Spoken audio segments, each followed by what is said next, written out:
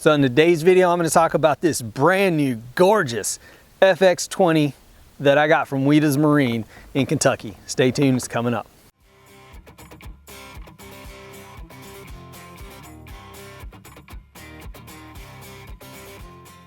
Alrighty y'all, Lou here from Beyond the Bounds. This is a channel geared towards bass fishing, gear reviews, tournament footage, helpful tips and tricks. So if you like that sort of thing, click that subscribe button down below. Let's get into today's topic, which is talking about this gorgeous Skeeter FX20 that I'm standing on. Now, a lot of people were kind of wondering like, man, you just bought a boat in 2017. That, matter of fact, bought my first boat in 2017. Why are you buying another one? I bought this one for a lot of reasons. Number one reason was I wanted to. In all seriousness, one of the reasons I bought this boat were there were a lot of upgrades to it over my ZX250 that I wanted to have for my next boat. And rather than put those on my next boat, I decided to trade my boat in. Wheatas actually accepts trades, they're really good at taking in trades. But I decided to trade that in and get this gorgeous boat because it actually comes with all the upgrades that I wanted.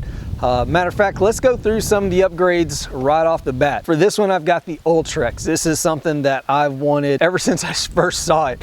And you know, I had a Fortrex on that, and it's about a $2,000 upgrade, but it comes standard and comes stock on most all new boats for the most part. That integrated with the Humminbirds is, whew, man, that's a beautiful thing, guys. I've been a Lowrance guy for the past 4 years, since I started back fishing again and fishing competitively. You know, I've always admired kind of the mega imaging, mega down imaging, side imaging, and the one thing that I truly wanted, actually the two things that I truly wanted with Humminbird were Lake Master mapping, because the chips, the way that you can color coordinate things and make things pop up for a lot of the waters that I fish, that's incredibly important, and it can really make you hone in on places to go check there, check there, check there real fast, right? That's why I wanted it. Yeah, I know they've got all this kind of brand new live view and stuff like that. I'm trying to buy the things that I think are going to help me fish the way that I want to fish, and not just brand new toys that are out on the market that, you know, I don't have enough time on the water to take out there and figure out. So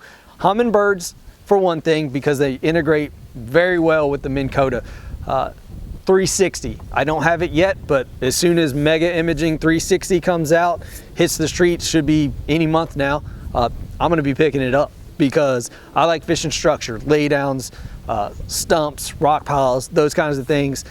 That's what I want to do. I want to be able to roll up on something, see it, you know, maybe spot lock on it with my controls with my Ultrex, and then go up there, look, have that 360 being like, bam, 45-degree angle right there. Those are some of the big things. I stuck with Skeeter for a lot of reasons. I'm very comfortable in Skeeter. Actually, this is a 20-foot. My other boat was a 21-foot, so it's kind of smaller, but I love the way it rides. And matter of fact, the ride is what brought me back to Skeeter, because, you know, I've been in a lot of boats as a co-angler. I've been in Ranger, Phoenix, very impressed with Phoenix. I almost bought a Phoenix, almost bought a PHX 21. I decided, I was like, you know what, no, I love my Yamaha, I love my Skeeter. I'm sticking with it because the ride is fantastic. This boat, guys, my ZX, this boat as well, this FX20, doesn't matter what speed you're at. 72, you can take your hands off the wheel. It'll drive itself. Does not chine walk. You're not sitting there having to drive it. These are things that, as I was going through the purchase of my first boat, I had no clue, because I had not done tournaments and done the co-angling things. I was like, you know what, this is what I want to do. I'm jumping right into it.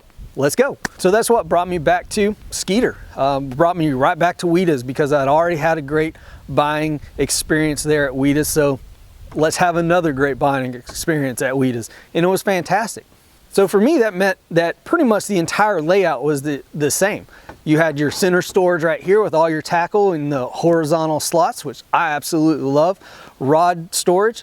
Matter of fact, I took, I'll do a boat kind of overview here in a second. Matter of fact, I'll make that into another video, so make sure you watch that video if you want to see kind of everything that I have in the boat, so forth.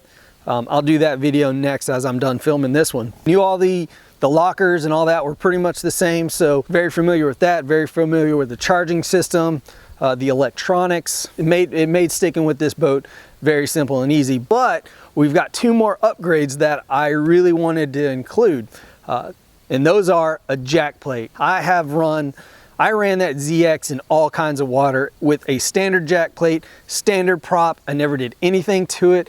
I got low 70s in speed out of it. I got even high 60s with 3 guys in the boat.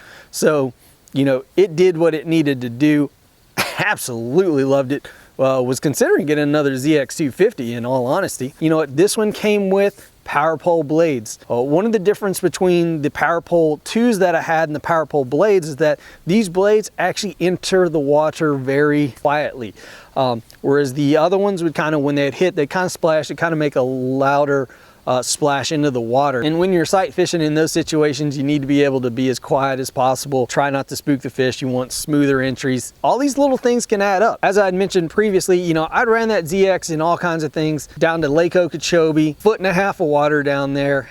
And you know what? I had to idle out quite a ways sometimes to be able to get to where I could get on plane. That's what made getting a jack plate. Now I've got the Atlas jack, and guys, man, that is truly worth the money. Like, there are very few things out there that I'm like, oh yeah, mega imaging, mega transducer, absolutely truly worth the money. You got to go out there and get it. No, a jack plate, a hydraulic jack plate on the back of your boat is going to make it ride so much better. I had one of the roughest rides on Champlain in a Ranger, not because of the Ranger, just because of the situations were very bumpy and very, we had very big waves. So, you know, I watched how, you know, he used his Ranger and how he threw that jack plate all the way down, how it kept that Ranger up, how it made that ride better. So for me, a hydraulic jack plate with the waters that I've fished up on Champlain, Thousand Islands, big water, Lake Okeechobee, my gosh, that was, you know, hit some pretty big waves out there as well. So, you know, guys, that's kind of the reason as to why I upgraded my boat to why I wanted to have a fresh new boat as I moved up to the boater position and started fishing full time from the boater spot. So guys, you know, thanks for watching. If you have any questions, drop those in the comment section down below. As always, please like, comment, share, subscribe. Y'all have a good one.